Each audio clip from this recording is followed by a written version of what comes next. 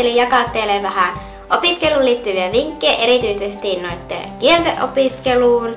Vähän, että miten vaikka sanakokeisiin voisi valmistautua tai miten saa uusia sanoja jäämään päähän paremmin ja näin. Ja siis jokaisella on ihan oma tapa, millä oppii ja ne on nyt näitä, mitkä mä oon itse kokenut hyviksi, että jospa näistä olisi teille jollekin hyötyä.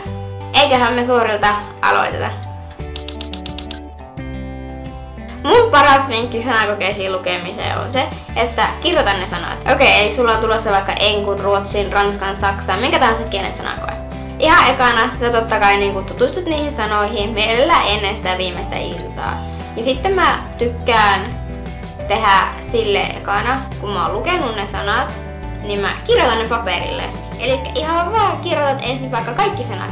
Ihan ne kaikki. Siinä menee aikaa, mä tiedän, se on turhauttavaa ja kaikkea, mutta siis se on oikeesti se väärti.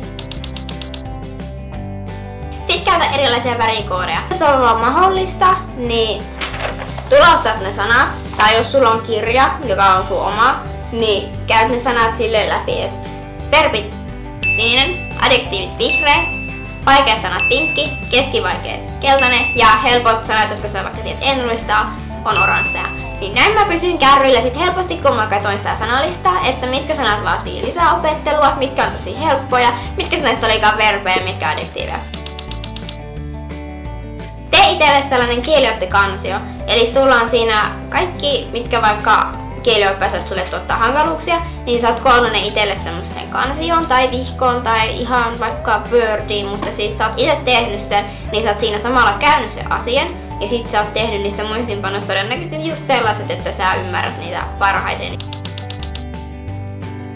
Mun ihan pro-tippi oppia uusia sanoja ja sit sitä kielen rakennetta on mennä Microsoft Edgellä ulkomaalaisen lehden sivuille, vaikka jos sä haluat oppia ruotsia, niin Dagens Nyheterin sivuille.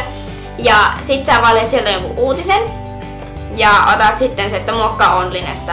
Ja sit mä kävin sen ihan sana sanalta sen uutisen läpi. Jos mä en tiennyt jotain sanaa, mä googletin mikä se oli. Ja sit mä aina käytin värikoodeja, että tätä sanaa mä en tiennyt. Tässä on hyvä lauserakenne, tässä on hyvä sellainen sanonta vaikka. Tai siis kaikkia tämmöisiä.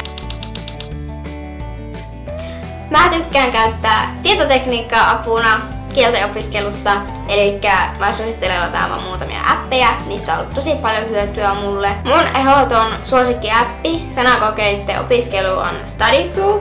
Siinä oli kaikki mun vinkit tältä erää. Toivottavasti tykkäsit videosta ja me nähdään tässä ensi kerralla. Moikka!